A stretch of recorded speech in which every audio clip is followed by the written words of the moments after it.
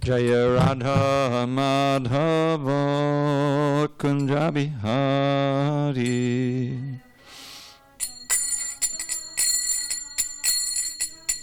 Just put it down.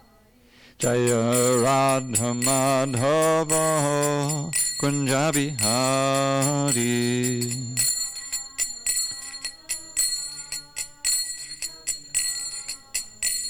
Gopi Jana Vallabha Girivardhari.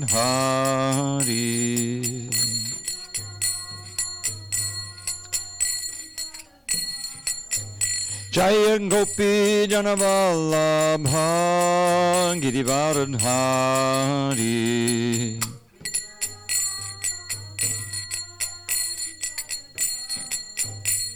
Yashodanandana Bhajana Ranjana. Yashodanandana Bhajana Ranjana. Yamuna Tira Vanachari. Yamuna Tira Vanachari. Jaya Radha Madhava Kunja Bihari.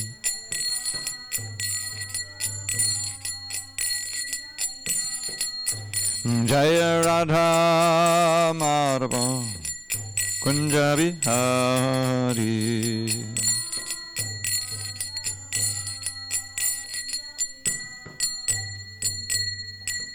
Jai Mr. Paramahansa, Parvadikacharya, Ashtotar, the Sri Srimad Divine Grace, Srila A.C. Bhaktivedanta Swami Prabhupada Ki Jai, ISKCON BBT founder Acharya Srila Prabhupada Ki Jai, Jai Om Vishnupad Paramahansa, Parvadikacharya, Ashtotar, the Sri Srimad, His Divine Grace, Srila Bhaktivedanta Saraswati Thakur Ki Jai, Ananda Koti Vaishnavinda Ki Jai, Acharya Srila Haridas Thakur Ki Jai, Srimad Bhagavad Gita Ki Jai. Samaveda Bhaktivinoda Ki Jai. All glories to the assembled devotees. All glories to the assembled devotees. All glories to the assembled devotees. All glory to Shri Guru and Gauranga. Jamaki, just make sure this is up all the way, this light. Om Namo Bhagavate Vasudevaya. Om Namo Bhagavate Vasudevaya. Om Namo Bhagavate Vasudevaya. A lot brighter. Okay.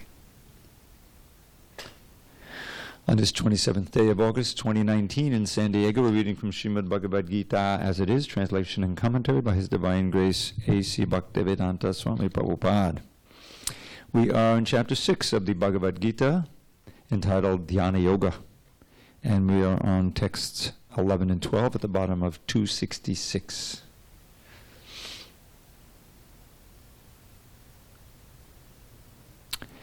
Shuchau deshe pratishtapya Stidamasanamaatmanaha Natyutritam nati nicham Chailajinakushotaram Tatraikagram manakritva Yadachittendriya kriyaha Upavishyasane yunjad Yogam atma vishuddhaye Shuchau deshe pratishtapya Stiramasanamatmanaha Natyuttitang nati nicham Chailajinakushotaram Tatraikagram manakritva Yatachittendriya kriyaha Upavishyasane yunjad Yogamatma Vishuddhaye. Marcy? Shuchau Deshe Pratishtapya. Sthiramasanam Atmanaha. Natyuchitang Nati Nicham. Chailajina Kushotaram. Okay. Jamal, you do the second one. Tattvaikagram manakritva. Yadachittendriya kriyaha. Ubhavishyasane yunjad. Yogam atma vishuddhaye. Go ahead, Ace. Shuchau deshe pratishtapya. Sthiram asanam atmanaha.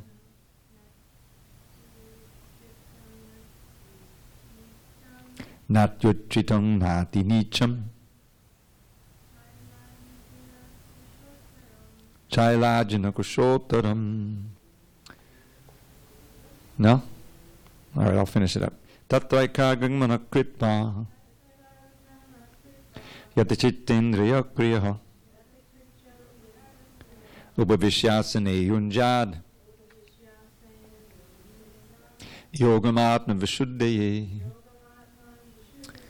All right, I'll read through these synonyms. Shuchau, in a sanctified deshe land, pratishtapya, placing, sthiram, firm, asanam, seat, atmanaha, his own, na, not atitu, uttritam, high, na, not atitu, nicham, low, chaila, ajina, of soft cloth and deerskin, kusha, and kusha grass, uttaram, covering, tatra, thereupon, eka agram, with one attention, manaha, mind, kritpa, making, yata chitta, controlling the mind, indriya, senses, kriyaha, and activities, ubhavishya, sitting, asane, on the seat, yunjat, should execute, yogam, yoga practice, atma, the heart, vishuddhaye, for clarifying. Translation: to practice yoga, one should go to a secluded place and should lay kusha grass on the ground and then cover it with a deerskin and a soft cloth. The seat should be neither too high nor too low and should be situated in a sacred place. The yogi should then sit on it very firmly and practice yoga to purify the heart by controlling his mind, senses, and activities and fixing the mind on one point. Purport: sacred place refers to places of pilgrimage. In India, the yogis, the transcendentalists or the devotees, all leave home and reside in sacred places such as Prayag, Mathura, Vrindavan, Rishikesh, and Hardwar, and in solitude practice yoga where the sacred rivers like the Yamuna and the Ganges flow. But often this is not possible, especially for Westerners. The so-called yoga societies in big cities may be successful in earning material benefit, but they are not at all suitable for the actual practice of yoga. One who is not self-controlled and whose mind is not undisturbed cannot practice meditation.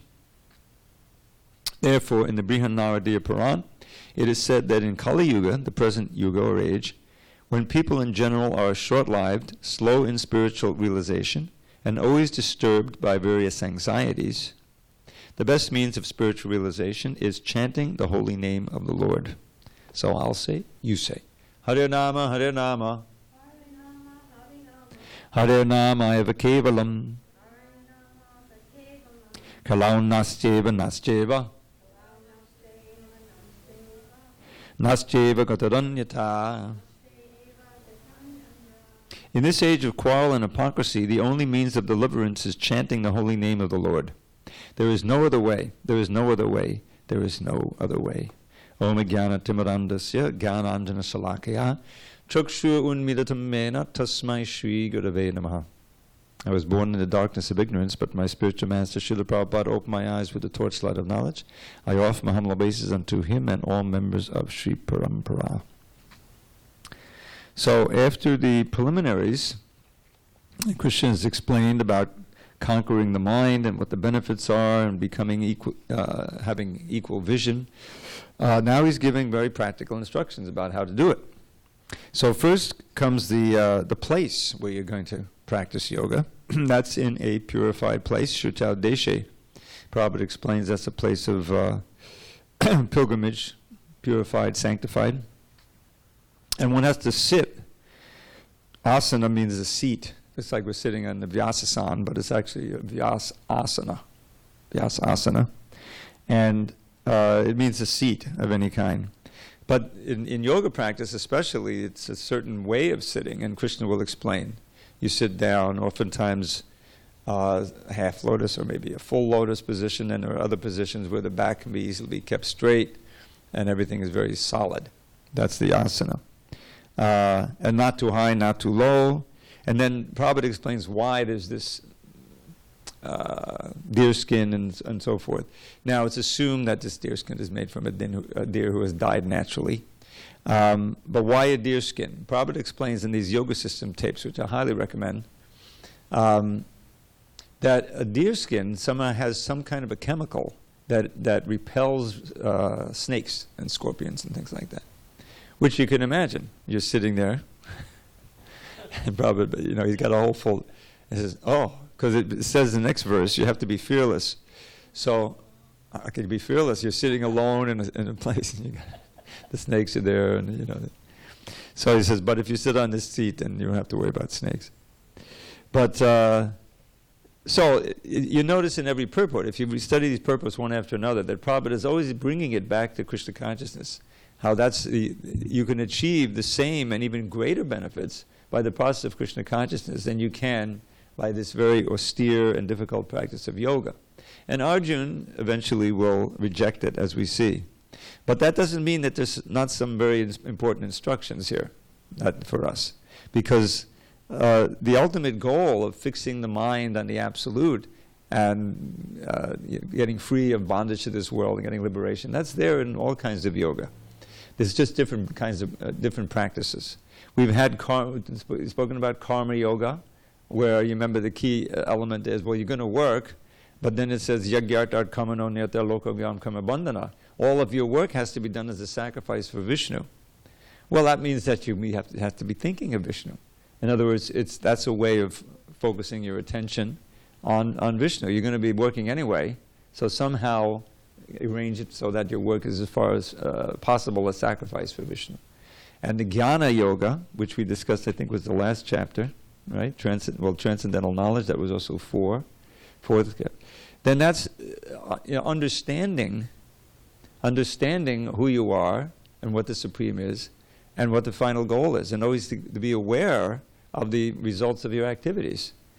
The whole thing depends on your awareness of your position and the purpose of everything that you're doing. So here, Dhyana Yoga is another kind of yoga. It's kind of a yoga ladder. It always starts with Karma Yoga because that's what everyone is doing. They're doing activities. And so how to arrange your life in such a way that those activities don't drag you down, they don't drag the mind into the modes of nature and away from the Supreme. How to live in such a way that your activities bring you closer to Krishna than farther away from Krishna. And that's the whole process that has been set up, this process of Bhakti Yoga under the teachings of Chaitanya Mahaprabhu and his followers. And the previous verse here, in the purport here, he had these two key verses about what's real vairagya.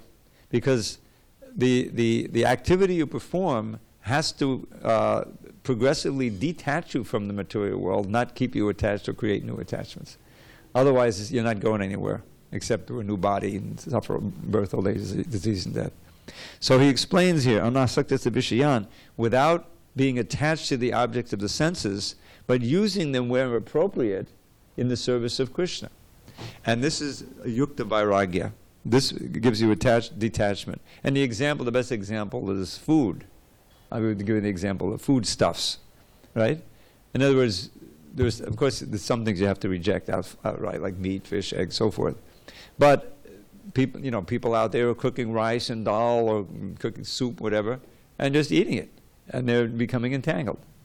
But if we do the same thing with Krishna in mind, make the offering and take it as prasadam, then we're using the same hands, the same utensils, but it's taking us out of the material world rather than keeping us bound to the material world. But the guidance of how to do that actually it comes from higher sources, and that's why we need to hear these books. So basically, this is,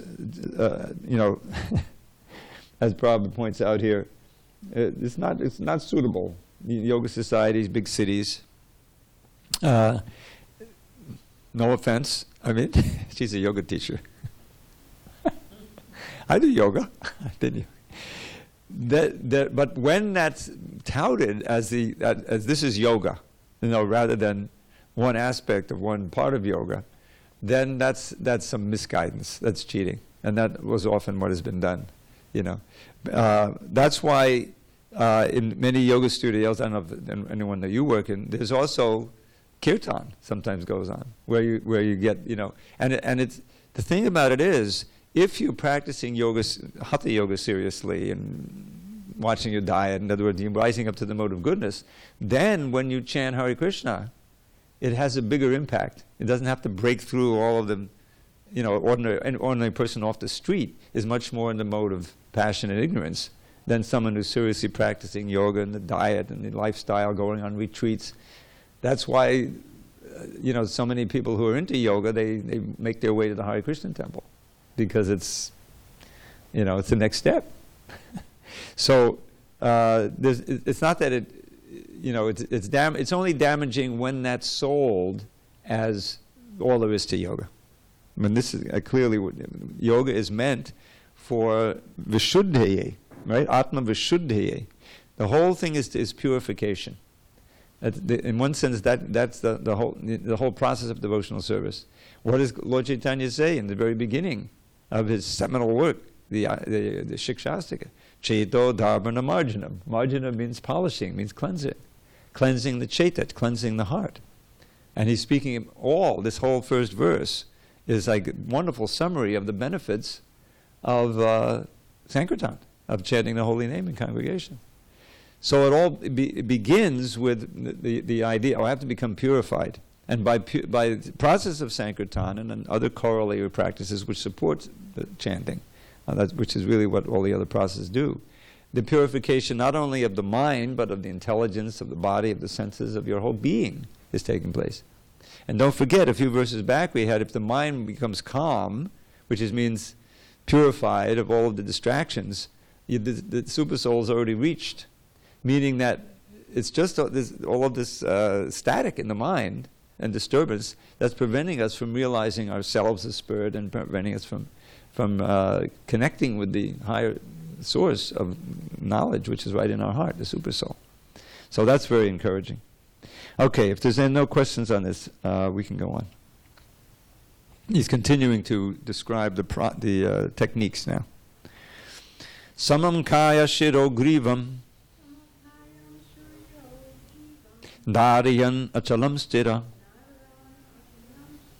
Sampreksha nasikagram smam Dishaschan avalokayan Prashantatma vigatabhir Brahmachari vrate stitaha Monak sanyamya machitto Yukta asita matparaha. One should hold one's body, neck, and head erect in a straight line. That's one of the benefits of this asana, by the way. It's easier.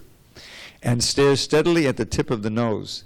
Now, this tip of the nose, I'm not sure exactly what that means, because ordinarily that would mean tip of the nose, right? But if you try that, you kind of go cross-eyed. But nasikagram. Nasikagram means where the nose begins. Does the nose begin here or does it begin here? Because in other places it says keeping the eyes between the two eyebrows. So I think that's what we're talking about here. Thus, with an agitated, subdued mind, devoid of fear, completely free from sex life, one should meditate upon me within the heart and make me the ultimate goal of life. It's a very important thing that Krishna is the ultimate goal, which is at the end of all these verses, Matpara. Purport, the goal of life is to know Krishna, who is situated within the heart of every living being as Paramatma. the four-handed Vishnu form. The yoga process is practiced in order to discover and see this localized form of Vishnu, and not for any other purpose. The localized Vishnu Murti is the plenary representation of Krishna dwelling within one's heart. One who has no program to realize this Vishnu Murti is uselessly engaged in mock yoga practice and is certainly wasting his time. Krishna is the ultimate goal of life, and the Vishnu Murti situated in one's heart is the object of yoga practice. To realize this Vishnu Murti within the heart, one has to observe complete abstinence from sex life. Therefore, one has to leave home and live alone in a secluded place, remaining seated as mentioned above. One cannot enjoy sex life daily at home or elsewhere and attend a so-called yoga class and thus become a yogi. One has to practice controlling the mind and avoiding all kinds of sense gratification, of which sex life is the chief. In the rules of celibacy written by the great sage Yagyavalkya, it is said, Karmana manasa vacha sarvavastasu sarvada sarvatamaituna tyago brahmacharyam prachakshate. The vow of brahmacharya is meant to help one completely abstain from sex indulgence in work, words, and mind, at all times, under all circumstances, and in all places. No one can perform correct yoga practice through sex indulgence. Brahmacharya is taught, therefore, from childhood, when one has no knowledge of sex life. Children at the age of 5 are sent to the Gurukul, or the place of the spiritual master, and the master trains the young boys in the strict discipline of becoming brahmacharis. Without such practice, no one can make advancement in any yoga, whether it be dhyana, jnana, or bhakti. One who, however, follows the rules and regulations of married life, having a sexual relationship only with his wife, and that also under regulation, is also called a brahmachari. Such a restrained household of brahmachari may be accepted in the bhakti school, but the jnana and dhyana schools do not even admit household of brahmacharis. They require complete abstinence without compromise. In the bhakti school, a household of brahmachari is allowed controlled sex life because the cult of bhakti yoga is so powerful that one automatically loses sexual attraction being engaged in the superior service of the Lord. In the Bhagavad Gita 2:59, it is said, Vishayava nivartante nidahara sadehinaha vasavarjam masopyasya padam drishtva navartate. Whereas others are forced to restrain themselves from sense gratification, a devotee of the Lord automatically refrains because of superior taste. Other than the devotee, no one has any information of that superior taste. Vigata B. One cannot be fearless, which means free of fear. One cannot be fearless unless one is fully in Krishna consciousness. A conditioned soul is fearful due to his perverted memory, his forgetfulness of his eternal relationship with Krishna. The Bhagavatam 11.237 says, Bhayam dvitiyabhinabheshatakshyad ishadapetasya viparhiyo smritihi. Krishna consciousness is the only basis for fearlessness. Therefore, perfect practice is possible for a person who is Krishna conscious. And since the ultimate... I think that's supposed to say perfect yoga practice. I'm going to check that. And since the ultimate goal of yoga practice is to see the Lord within, a Krishna conscious person is already the best of all yogis. The principles of the yoga system mentioned herein are different from those of the popular so-called yoga societies. So, very practical instruction here for the aspiring yogi. Body, neck, and head erect in a straight line. The famous yoga japa tape. Have you ever hit this in the Prabhupada? We don't play the tape here, but in many temples they play the tape. There several times they just recorded Prabhupada chanting japa, and in many temples they say, "Oh, this will help us to concentrate." Here we think, not so much. Better to concentrate on your own japa. And in fact, Jayaveda Maharaj remembers, although it wasn't recorded, that Prabhupada once walked into a temple during japa time, and they had the japa tape on there, and he asked, how could they concentrate on their own japa? Because if it's coming through the loudspeaker. But in any case, it's nice to listen to. And so in the middle of that japa tape, Prabhupada stops chanting japa, and he says, sit properly. And then he goes on with his japa. Now you can imagine what the person was doing, probably leaning over, or I don't know if they were lying down, but something pretty extreme. So it's important also in our own practice of japa.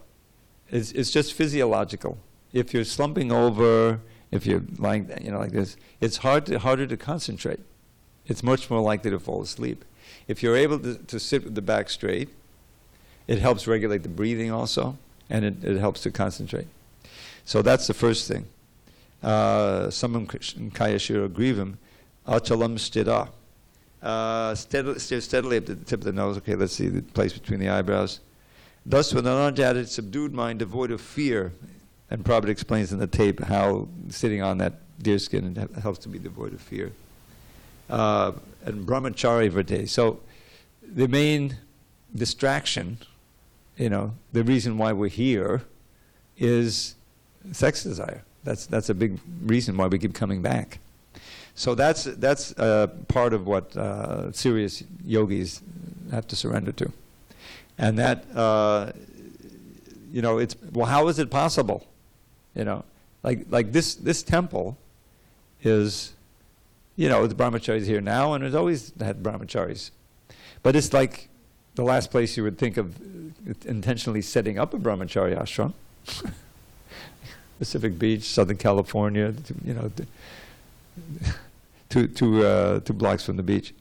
And yet, Krishna consciousness is so powerful, gives you such a higher taste. This verse is so key, Vishayavrivartante, which means although one may restrict oneself from the objects of the senses, the Vishaya, the Rasavarjam, the taste remains.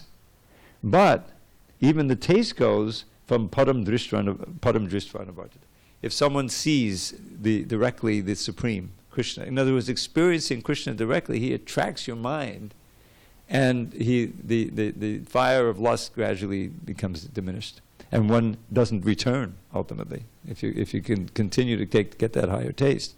So serious Krishna consciousness means to always be striving and keep that higher taste. And the wonderful thing about it is that you can chant. You can always chant. And that's the best way to get the higher taste. If you can develop, you can start to taste the actual sweetness of the holy name, then that obliterates all kinds of material desires. And that's how this movement has grown, and how people remain in it. Now, if you lose that taste through offense or lackadaisical sadhana or whatever, then it becomes much more difficult to control the senses. So it's a battle with Maya, because we're conditioned. We're habituated to think in a certain way and act in a certain way from millions of lifetimes. So that's why there's all these rules and regulations, and the ashram situation, a shelter where you can get spiritual strength by association. Association with others practicing is so important. And that's the essence of Sankirtan. The most important association we get is when we chant together, Hare Krishna. You chant and I hear, I chant, you hear, and we all, and the dancing. The dancing is also important. That helps to sublimate the natural energy in the body. It's all a science, That's why, I'm not at all against these long, meditative kirtans. It was great in the lounge and whenever we can do it. But the movement is a movement of chanting and dancing. That's an important part of it when possible. So Prabhupada, when he came to America, one of the battles he was in was with all the popularity of yoga. He was trying to sell yoga, bhakti yoga, And a lot of people thought, well, yoga, yeah, I do yoga. And, they're doing hatha yoga like that, So here he's speaking strongly, because at that time and in this time, there were other yoga studios. Well, it was starting. When Prabhupada came, he stayed at a yoga studio, Dr. Mishra, who had already been established. I mean, I had some involvement with the Ramakrishna mission in New York. They had a very nice facility, and they'd been there, since the early 50s, I think. So they were there quite a bit longer than, before Prabhupada came. And there was interest, because there was America has a tradition of the transcendentalists, of Thoreau and Emerson and these, writers who introduced some of the teachings of the Bhagavad Gita. There was this, because it came to England, But what the goal was, what the actual purpose of it was hidden, really.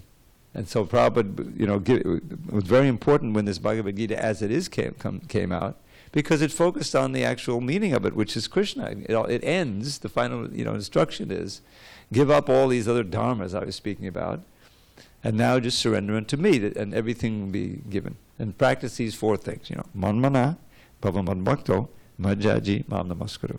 Think of me, become my devotee, worship me, bow down to me, and then everything will be fine. You come to me, I promise you, you're my very dear friend. All your sin-free actions will eradicate. That's it. But that was definitely not the message. I mean, when I first read the Bhagavad Gita, a small little penguin edition with very little commentary, I mean, you can imagine just reading the translations. Of course, these translations are kind of geared toward bringing you to the result. But if you just had a neutral translation, you wouldn't know what to do after reading Bhagavad Gita.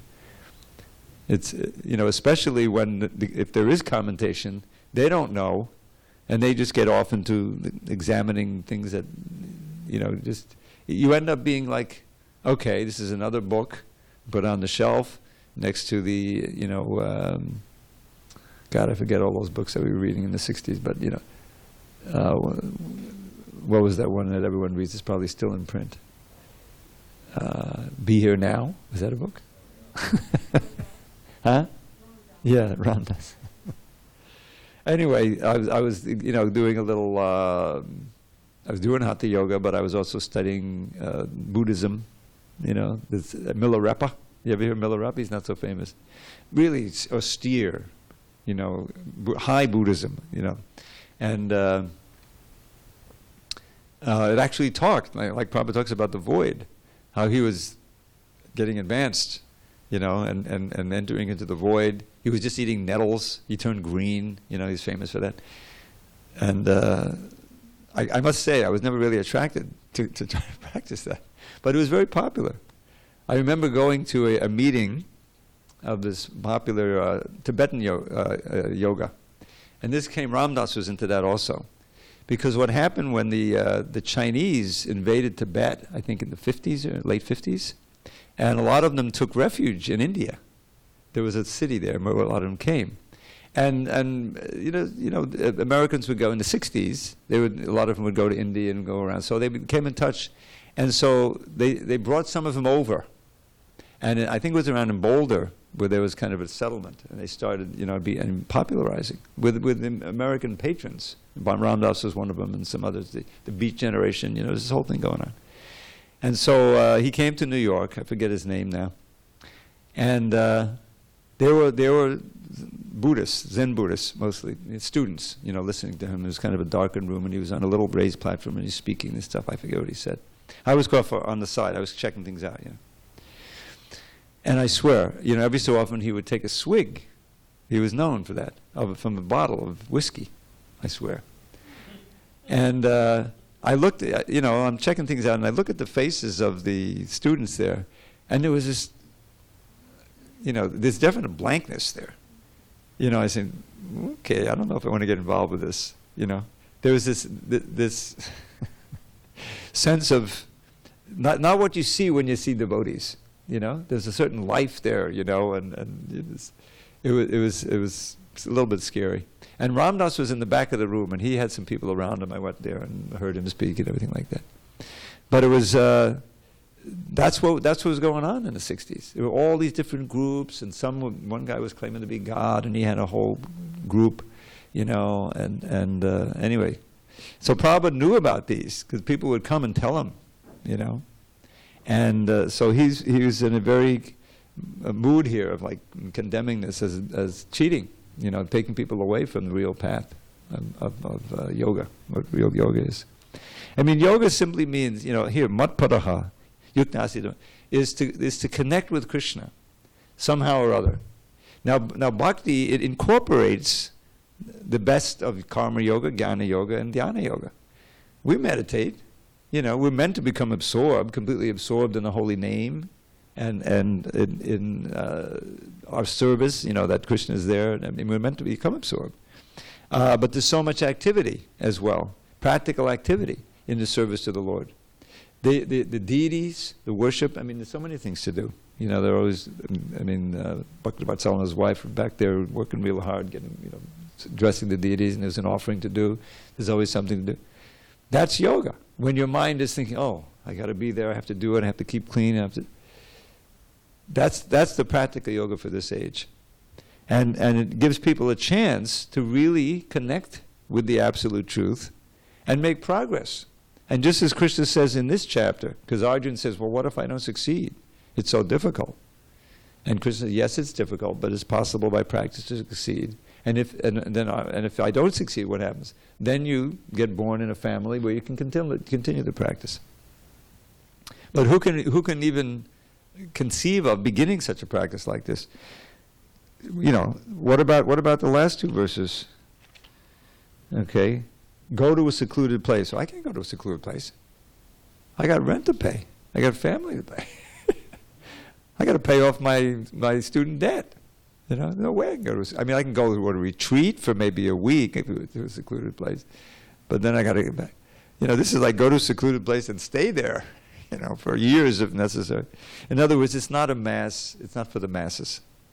But the very principles that Krishna mentions here have their parallels in Bhakti Yoga, and it's practical. And that's why Prabhupada quotes this, you know, this famous verse here: Hare Nama, Hare Nama, Hare Nama, Eva Kevalam. Previous purport. Now, I just want to deal with this one verse that he quotes at the end of this purport, to 13, 14 that we read. Bhayam vidyabhanaveshitakshyad.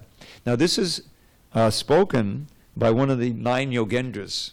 Yogendras, they're masters of yoga, but they're all bhaktas. These are great sons of Rishabdev, and they just travel. And you know, when they find someone suitable, they come down and preach. And there was this great king, King Nimi, and they came to teach him. So each of the 9 yogendras has a lesson, and this is in the first lesson. So part of the question is, what is the ultimate good, which includes how to become free of fear. And so he analyzes what's the source of fear. And this is a very important verse. Prabhupada quotes all the time. So bhayam is fear. Bhayam. Dvitiya abhinaveshit takes syat. The word syat in Sanskrit means comes into being or induces. So this absorption, abhinaveshita, in dvitiya, in the second thing, which means not in Krishna but in his energy. This is another, you know, when one becomes absorbed in Krishna's energy and forgets Krishna, that's the source of fear. And that's why it says Ishad apetasya. Ishad is the Lord. Apetasya means turns away from. You turn your back on the Lord, become absorbed in his material energy. And this viparya, asmati. Viparya means reversal. Asmati, the A is missing. Asmati means you forget. You forget who you are, certainly forget Krishna, and you identify with the material energy, and you're now in the clutches of the material energy. So that's the source of fear. So, Bhayam Dutiya Ishara Viparya Smriti Tan Maya. This happens due to the force of Maya, of illusion. As soon as we leave Krishna's shelter, then we're controlled by Maya, the illusory energy. And she makes us forget, she makes us reverse. You remember last night, you weren't here, but I mentioned the prayers of Akrura, and how he has his prayer. In his prayer he says, Anityanatma dukkeshu viparya materiyaham, the same word. Dvandvaramas tamo vishto najane tvatmanak priyam. He's describing the same situation. Because of he's taken the role, he's a great devotee, but he's taken the role of a conditioned soul. And he's saying, because of my absorption in material affairs, you know, he paints himself as an ordinary conditioned householder. And he's saying, my situation is, I'm taking that which is temporary to be eternal. Anitya, anatma, and that which is not me to be me. And that which is sources of misery to be sources of pleasure. Anitya nama viparya material. Viparya means everything is reversed. And in this situation, I'm trying to enjoy the dualities of this world. Dvandva aramo. And due to that, tamo vishto, I'm entering more and more into darkness of ignorance. And in that situation, najane tvatmanak priyam, I have no idea, O Lord, that you are my dearmost master and friend, and so forth. This is a perfect, concise explanation of the material condition. So what's the result of that? One of the main results is fear. And so he analyzes the cause of the fear, and then he gives the remedy in this one verse. So it's caused by Maya. Tanmayato Buddha. One has to be intelligent. Understand this Buddha abhajetam, and that very Isha that you turned away from, you have to start worshipping. Abhajetam. How? Bhakti aikayation, with one pointed bhakti. Not materially contaminated bhakti, but bhakti that's just focused on Krishna and for his pleasure. And Guru Devatatma, to see one's guru, one's spiritual master, as one's life and soul. In other words, one has to have a strong connection to a representative of Krishna, and through him to serve the Lord and turn back toward Krishna, because they turn away, and you can overcome fear. That's the result of this verse. Now the next verse in this 11th canto is one of the ones I found so illuminating. It says, Abhidyamane. Oh, how's it go? I didn't bring my thing. Abhidyamane avabhati hidvayam dhyato diya sokta mano yatayata tat karma sankalpa vakam mano buddha nanundyata bayam tatakse. Know that word Buddha is in there again. So he says, in truth, this whole suffering that takes place in the material world and our life in the material is a big illusion. It's like a big dream. Avidyamane, but one experiences that very real when one is meditating and absorbed in the material energy. It seems completely real. And the mind, the conditioned mind, impels one to act in such a way according to sankalpa vikalpa, attraction and repulsion. And this just deepens the illusion. So one who is intelligent controls the mind, will control the mind and fix it on Krishna. So we come back to the mind, which is, remember, the theme of the earlier part of this chapter. The mind is your best friend and the mind is your worst enemy. The mind that's fixed on Krishna is your best friend. The mind that's absorbed in material things and material pleasures is your worst enemy.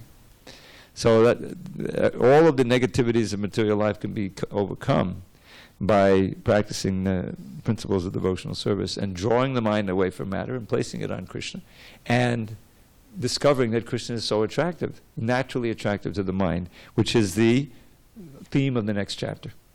Maya sakta manaparta. And now I'm going to show you how you can cultivate attraction for me, how the mind can be fixed on me and cultivate attraction to me. Because after this chapter, and Arjuna says, oh, I can't do it. And Krishna said, don't worry. The best yogi is one who's always thinking of me within his heart and loving me with great faith, So Arjuna is already thinking of Krishna all the time. So the very next verse, the first verse of the 7th chapter, is Maya Sakta Manaba. Maya Sakta means mana, the mind attached to me. Now I'm going to tell you how the mind can practically be attached to me in your everyday life. Not going off into the forest and sitting alone and, like that. So it's it follows very wonderfully that way. All right, so we will resume tomorrow with text 15. But I wanted to continue reading. Okay, go ahead.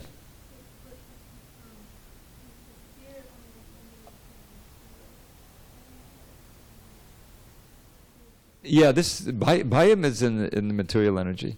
The transcendental emotions you see, like Radharani is afraid Krishna's going to leave, that's a different kind of thing. That's a variety of ecstatic love, but it's a good question, because it means it says, well, it seems to be, where does fear come from? How if everything is in the original, how did fear come?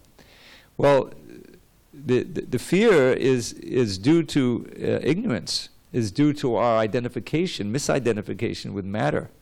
The living entity by nature is completely secure at Krishna's lotus feet in the spiritual world. But being in Maya means forgetting all that and identifying with this material world. As Prahlad Maharaj says to his father, his father Hiranyakashipu asked him, what's the best thing you learned today?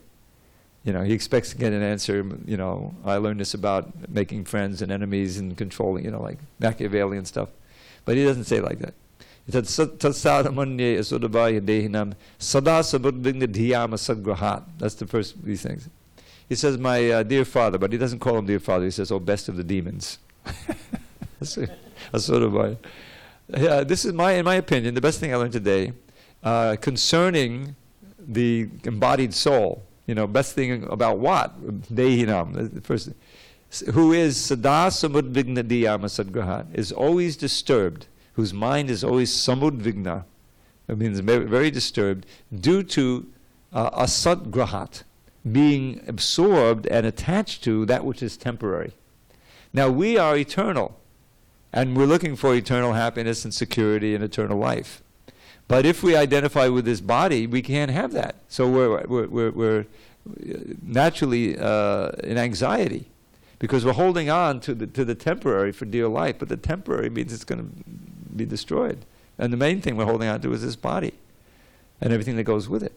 So that produces this undertow of anxiety that sometimes becomes very critical, because all the things that we've taken shelter of, the things that are dear to us, beginning with this body, we see that they're being taken away, and we're holding on to them for dear life. That's what's going on. This is why people are so much anxiety. They thought they had it together, they had a good job, they lost their job. They had a house, they lost the house. They had a healthy body, they lost their health. It inevitably happens because of the force of time. And that's why the material life in general, for every species, but especially for humans, because we have this mind, we can imagine, and foresee, it's just one of great anxiety. But Krishna consciousness, this the first lesson. You mean we're not going to die? That's right there in the second chapter. The jayate, mriyate, vakadachan. That should produce a sigh of relief, right? Isn't gospel the good news? Isn't that what the good news? But in order to stay in that realization, you have to live in the Spirit. You have to live in such a way that you're always dealing with the eternal, the eternal verity of Krishna. He's not going anywhere. But if you're always, taking shelter of the stone boat, which is going to sink, how can you be at peace? All right, I wanted to read one offering here. I don't know if we're going to get through the whole thing because we kind of went over. But this is the offering from Silicon Valley. Did you read it? Silicon Valley is where is Vaisheshika Prabhu is, and he wrote a wonderful offering here. And it's under ISKCON Silicon Valley, so that's I. Okay. It's a serious offering. We may not get through it. Dear Srila Prabhupada, please accept our humble obeisances. Srila Prabhupada, you are a pure devotee who is following Lord Chaitanya through the Parampara system. And the system you established for practicing devotional service in ISKCON is your system and institution. It is therefore potent and able to assist those who follow it to reach the perfection in devotional service. Recently, I heard a neophyte devotee tell someone that he was graduating from ISKCON.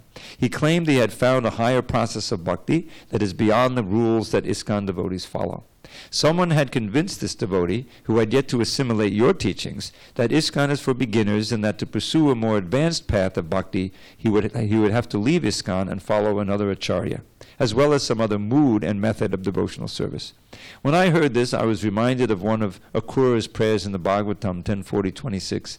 Just as a fool overlooks a body of water covered by the vegetation growing in it and chases a mirage, so I have turned away from you, which I quoted this verse last night.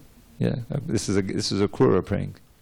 Aside from my being attached to ISKCON because it is your institution, Srila Prabhupada, an objective observer, by studying Shastra, can see how ISKCON is perfectly equipped to elevate those who follow its tenets, not only to the platform of spontaneous devotional service, but also to Krishna Prema, the highest perfection of life. As you often suggested, one may stay in ISKCON to attain the perfection of life and devotional service. But then what does it mean to stay in ISKCON? Is this a legal matter? Does one need a membership card to prove one's allegiance? Or must one live in an ISKCON temple, ashram, or near an ISKCON community? If not, then what does it mean to be in ISKCON? My proposal is that one who believes in and follows your mood and method of performing devotional service is in ISKCON. As ISKCON's founder Acharya, you chalked out a system that can be followed by all aspiring devotees, regardless of where they live or what their backgrounds may be. One who follows the system you've given to the best of his or her ability and cooperates with others who are doing so to spread the Sankirtan movement is not only in ISKCON, but is a liberated soul. You mentioned this in your purport to Sri Chaitanya Charitamrita, Madhyad 1189. A devotee is always thinking of how better to serve Lord Krishna, the Supreme Personality of Godhead, and how to broadcast his name, fame, and qualities throughout the world. One who is Nityasiddha has no business other than broadcasting the glories of the Lord all over the world according to his ability. Such people are already associates of Lord Chaitanya Mahaprabhu. Therefore, Narottam Das Thakur says, Nityasiddha Kari Mani. One should not think that because Sri Chaitanya Mahaprabhu was personally present 500 years ago, only his associates were liberated. Rather, Srila Narottam Das Thakur says that anyone is a Nityasiddha if he acts on behalf of Sri Chaitanya Mahaprabhu by spreading the glories of the holy name of the Lord. We should respect those devotees preaching the glories of the Lord as Nityasiddhas and should not consider them conditioned. On the other hand, this is Vaisheshika again speaking. On the other hand, one who lives in or near an ISKCON community but does not have faith in you or the system that you've established, and who therefore neglects to follow your mood and method of practicing devotional service and of cooperation, may be said to be not connected to ISKCON. Such a person, although connected to ISKCON by physical proximity, may not actually be in ISKCON. People sometimes say, ISKCON is an institution. I don't like institutions. But perhaps the following definition of institution will help those who recoil at the word institution to reconsider their cynical opinion about ISKCON being an institution. According to Joseph O'Connell, the late preeminent academic scholar of Gaudiya Vaishnavism, an institution is the means by which one transfers a particular culture across time and geography. And culture, he suggests, is the set of values that a given community holds as real, right, and valuable. With this helpful definition, Srila Prabhupada, I propose that the institutional side of ISKCON is intact. That is, ISKCON devotees are working together to the best of their ability to imbibe and transmit Lord Chaitanya's teachings throughout the world, following in your footsteps. As Srimad Bhagavatam 10.230, at Srimad Bhagavatam 10.230, the demigods, in one of their prayers to Krishna while he was within the womb of Devaki, tell us why following the pure devotee and his system is effective. They say that following in the footsteps of great saints like you, Srila Prabhupada, is Mahat Kritena, and this is in italics, the best means of crossing over the ocean of material existence. They further explain that self-effulgent, empowered souls who strictly follow the parampara and set up systems leave these systems behind to make it easy for others to go back to Godhead just by following their systems. And we're going to have to finish this offering tomorrow, so come back tomorrow for the conclusion of this wonderful offering. Srila Prabhupada Ki Jai.